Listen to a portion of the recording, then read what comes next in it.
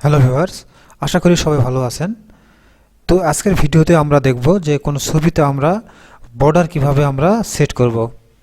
তো আপনি যদি আমার চ্যানেলে নতুন হয়ে থাকেন তাহলে আপনাকে অনুরোধ করব আমার চ্যানেলটি সাবস্ক্রাইব করার জন্য। আর অলরেডি যদি সাবস্ক্রাইব করে থাকেন তাহলে আপনাকে অসংখ্য ধন্যবাদ জানাচ্ছি। তো চলুন শুরু করা যাক। তো আমরা সর্বপ্রথম আমাদের কম্পিউটারে যে ফটোশপ সফটওয়্যার রয়েছে সেই ফটোশপটি আমরা ওপেন করব। তো আমি আমার ফটোশপটি ওপেন করলাম। করার পরে আমি ডেস্কটপে একটি ছবি রেখেছি, সেই ছবিটি আমি আমার ফটোশপে আমি ওপেন করলাম। তো এই ছবিতে আমরা বর্ডার আমরা সেট করব। তো আপনাকে প্রথমে একটা বিষয় জানিয়ে রাখি যে ছবিতে বর্ডার সেট করার কিন্তু বেশ কয়েকটি কিন্তু পদ্ধতি রয়েছে। তার মধ্যে আমি আপনাদের তিনটি পদ্ধতি আজকে আপনাদের দেখিয়ে দিব। এই তিনটি পদ্ধতির মাধ্যমে আপনারা ছবিতে খুব সহজে বর্ডার সেট করতে পারবেন। তো এই জন্য অবশ্যই না টেনে পুরো ভিডিওটি আপনাকে দেখতে হবে। তো এর মধ্যে নাম্বার 1 যে পদ্ধতি রয়েছে সেটি যদি আপনাদের বলি, তাহলে এই ছবিতে যদি আমরা বর্ডার লাগাই তাহলে এই ছবির উপরে যে বার দেখতে পাচ্ছেন এই বারে রাইট বাটনে আমাদের ক্লিক করতে হবে। ক্লিক করার পরে 3 নম্বরে দেখতে পাচ্ছেন যে লেখা রয়েছে ক্যানভাস সাইজ, এখানে আমাদের ক্লিক করে দিতে হবে। ক্লিক করে দেওয়ার পরে এখানে দেখতে পাচ্ছেন যে নিউ সাইজ এখানে রয়েছে, এই সাইজে আমরা এখান থেকে পিক্সেল করে দিব। তো এখান থেকে আমরা পিক্সেল করে দিল।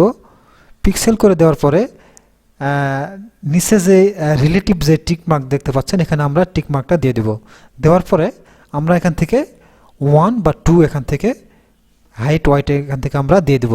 তো আমি 1ই এখান থেকে দিয়ে দিচ্ছি বা 2 দিয়ে দেই, 2 দিয়ে দিলাম এখান থেকে। এই 2টা কিন্তু আমাদের বর্ডারের কিন্তু সাইজ।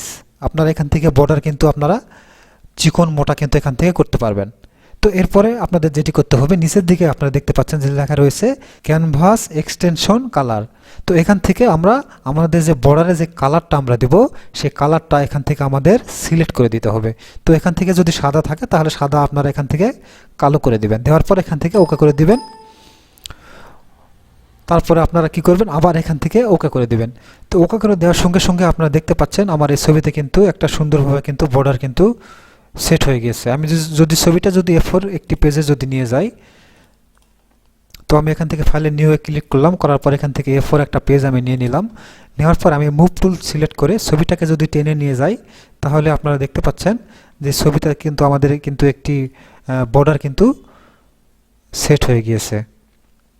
তো আশা করি বুঝতে পেরেছেন। তো এটি আমি কেটে দিলাম। দেওয়ার পরে 2 নম্বর যে পদ্ধতি রয়েছে, তো এই ছবিটাকে আমি এখান থেকে আন্ডু করে নিই। ছবিটাকে আমি আন্ডু করে নিলাম। নেওয়ার পরে 2 নম্বরে যে পদ্ধতি রয়েছে, 2 নম্বরের পদ্ধতির জন্য আমাদের যেটি করতে হবে, কিবোর্ড থেকে আমাদের কন্ট্রোল এ চাপতে হবে, ছবিটাকে আমাদের সিলেক্ট করে নিতে হবে। তো আমি কিবোর্ড থেকে কন্ট্রোল এ চাপলাম, চাপার পরে আমাদের পুরো ছবিটা সিলেক্ট হয়ে গেল। তো এরপরে আমাদের যেটি করতে হবে, আপনারা উপরের মেনুতে দেখতে পাচ্ছেন যেখানে লেখা রয়েছে সিলেক্ট লেখা রয়েছে। এই সিলেক্টে আসার পরে আপনারা একটু নিচের দিকে এখানে দেখতে পাচ্ছেন যে লেখা রয়েছে মডিফাই। মডিফাই থেকে আমরা যদি এদিকে ডান দিকে চলে আসি তাহলে আপনারা এখানে দেখতে পাচ্ছেন যে লেখা রয়েছে বর্ডার। তো এই বর্ডারে আমরা ক্লিক করে এখানে যদি আমরা আমাদের যে বর্ডারের যে সাইজ সেটি যদি আমরা এখান থেকে দেই, যেমন আমরা 2 যদি এখান থেকে দেই, দেওয়ার পরে আমরা যদি এখান থেকে ওকে করে দেই, দেওয়ার পরে আমরা কিবোর্ড থেকে যদি ডিলিট চাপি তাহলে এখন যদি আমরা এটাকে ডিসিলেক্ট করে দেই, কন্ট্রোল ডি দেই, তাহলে দেখতে পাচ্ছেন আমাদের ছবিতে কিন্তু বর্ডার কিন্তু চলে এসেছে। তো এই গেল 2 নম্বর পদ্ধতি। তো 3 নম্বর আরেকটি পদ্ধতি রয়েছে, তো আমি কেটে দেই। দেওয়ার পরে এটা আমি আবার আন্ডু করে নিলাম। 3 নম্বর যে পদ্ধতি রয়েছে সেটার জন্য আপনাকে এই ছবি ফটোশপে ওপেন করার পরে আপনাকে A4 পেজ নিতে হবে। তো আমি A4 একটা পেজ নিলাম। নেওয়ার পরে এই ছবিটাকে আমি মুভ টুল দিয়ে এখান থেকে ক্লিক করে আমি এখান থেকে টেনে A4 পেজে নিয়ে গেলাম। তো এখানে আপনারা দেখতে পাচ্ছেন আমার এই ছবিতে কোনো বর্ডার কিন্তু নেই। তো এখন আমরা যেটি করব, আপনারা নিচের দিকে যেখানে ডান পাশে নিচে আপনারা দেখতে পাচ্ছেন যে এখানে লেয়ার রয়েছে। তো এখানে আমাদের এই ছবির লেয়ারটা এখান থেকে আমাদের সিলেক্ট করতে হবে। সিলেক্ট করার পরে আমরা এই লেয়ারের উপরে রাইট বাটনে ক্লিক করব। ক্লিক করার পরে আপনারা 2 নম্বরে দেখতে পাচ্ছেন যে লেখা রয়েছে ব্লেন্ডিং অপশন, এখানে আপনারা ক্লিক করবেন। ক্লিক করার পরে নিচের দিকে যদি আপনি আসেন তাহলে এখানে আপনারা দেখতে পাচ্ছেন যে লেখা রয়েছে স্ট্রোক, এই স্ট্রোকে আপনারা ক্লিক করবেন।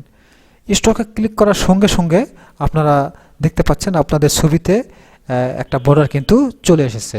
তো আপনারা চাইলে বর্ডার এখান থেকে আপনারা দেখতে পাচ্ছেন যে বর্ডারের সাইজ রয়েছে এখান থেকে আপনারা যত পিক্সেল কম বেশি করে দেবেন বর্ডার তত চিকন মোটা হয়ে যাবে। এবং আপনারা চাইলে এখান থেকে এই বর্ডারের কালারটা এখান থেকে আপনারা যে কোনো কালার আপনারা ইচ্ছা মতো দিতে পারেন। এরপরে আপনারা যদি ওকে করেন তাহলে আপনারা দেখতে পারবেন ছবিতে বর্ডার আপনাদের সেট হয়ে গেল। তো খুব সহজ একটি বিষয়, আশা করি 3টি বিষয় আপনারা বুঝতে পেরেছেন। তারপরেও যদি বুঝতে কোনো অসুবিধা হয় অবশ্যই কমেন্ট করে জানাবেন। তো এই ছিল মূলত আজকের ভিডিও। তো আপনি চাইলে আমার চ্যানেলটি ঘুরে আসতে পারেন, এই সংক্রান্ত অসংখ্য ভিডিও আমার চ্যানেলে রয়েছে। আপনার যে কোনো ভিডিও হয়তো আপনার উপকারে আসতেও পারে।